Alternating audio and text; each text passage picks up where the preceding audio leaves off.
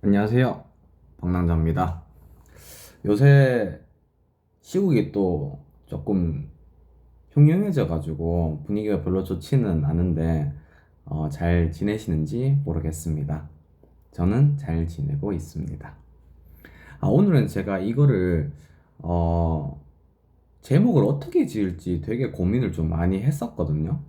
근데 어, 제일 이 내용을 잘 포괄적으로 덮을 수 있는 제목이 사업가가 똑똑해야 되는 이유라는 센텐스라고 판단을 해서 그렇게 적었긴 적었습니다.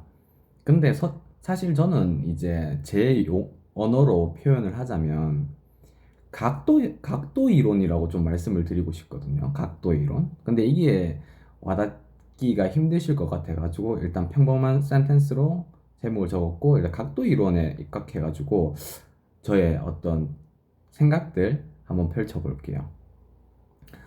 일단 사업이랑 장사랑 조금 구분하면 좋을 것 같아요. 제가 배우기로는 장사는 사장이 몸을 써야지만 돈이 벌리는 구조고 사업은 시스템을 구축하고 그리고 그 시스템이 돈을 벌어다 주는 구조를 가진 게 사업이라고 전 그렇게 알고 있거든요. 그래서 사업가라고 하면 시스템을 구축하는 사람이라고 봐도 될 정도로 시스템이 사업에서 엄청 큰 영역을 차지하고 있는데요. 그래서 저는 이 시스템이란 거를 각도라는 개념으로 좀 바라보려고 합니다. 자, 예를 하나 들어볼게요.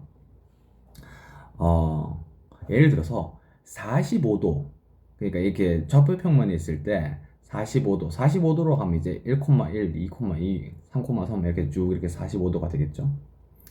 45도가 정답이라고 칠게요. 어떤 사업에서 어떤 시점에.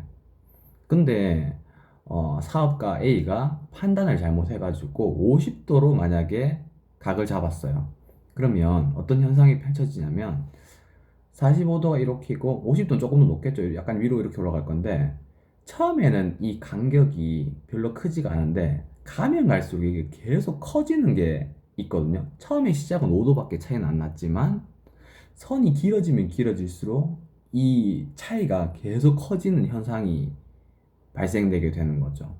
전 이 현상이 되게 좀 흥미롭더라고요. 이걸 제가 그러니까 사람을 다루는 데 있어가지고 경험을 했는 거를 좀 말씀을 드려보면, 제가 만약에 5도 정도 차이 나는 어떤 잘못된 각을 잡으면, 뭐 예를 들어서 제 바로 밑에 있는 사람이, 뭐 만약에 부장이라고 쳤을 때, 부장이 사고를 일으키거나 어떤 문제를 일으키는 거는 그렇게 크진 않아요. 이게 별로 안 차이가 안 나니까. 그리고 수습도 금방 가능하고. 근데 과장한테까지 내려가면 더 커지고, 대리한테 가면 더 커지고, 사원한테까지 가면 더 커지고. 그러니까 이 비효율들이 계속 커질 수밖에 없다는 거죠. 그게 선상이 길어지면 길어질수록. 인사로 따졌을 때는 사장이랑 어떤 직급의 거리가 멀면 멀수록 비효율이 계속 커질 수밖에 없는 거죠. 그러면 커지면 이거를 수습하기 위한 시간도 들 거고, 그리고 이 시간들이 들다 보면 이 시스템을 그러니까 이 각도를 45도에 맞추기 위해 1도 1도씩 줄이는 거를 못하고, 이 벌어져 있는 이 비율성을 그냥 그때그때 몸으로 때워서 급급하게 맞기에 바쁘다 보니까 본질적으로 이 각도를 줄이는 행위를 잘 못하게 되는 것 같더라고요.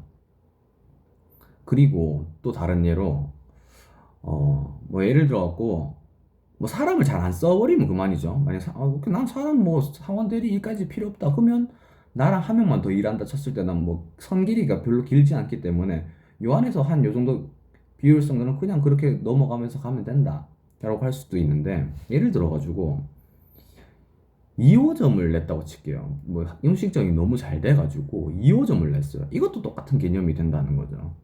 뭐 사람이 그렇게 1호점에 2명 쓰고 2호점에 2명 썼다. 그렇다 하더라도 2호점이라는 개념 자체도 결국에는 선상이 길어지는 개념이다 보니까 결국엔 이 비효율성은 계속 커질 수밖에 없는 거죠. 그래서 이걸 종합적으로 말씀을 좀 드려보면, 처음에 이제 어떤 각도를 잡는 주체, 그게 바로 사업가가 되겠죠. 그 사업가가 똑똑하지 못하면 그 각도를 못 잡을 거고, 그렇게 되면 이 붙어 있는 사람들도, 밑에 같이 일하는 사람들도 계속 힘들게 일을 할 수밖에 없고, 사업가 그 사람 자체도 이 비효율성을 계속 커버를 쳐나가야 되기 때문에 힘들 수밖에 없다.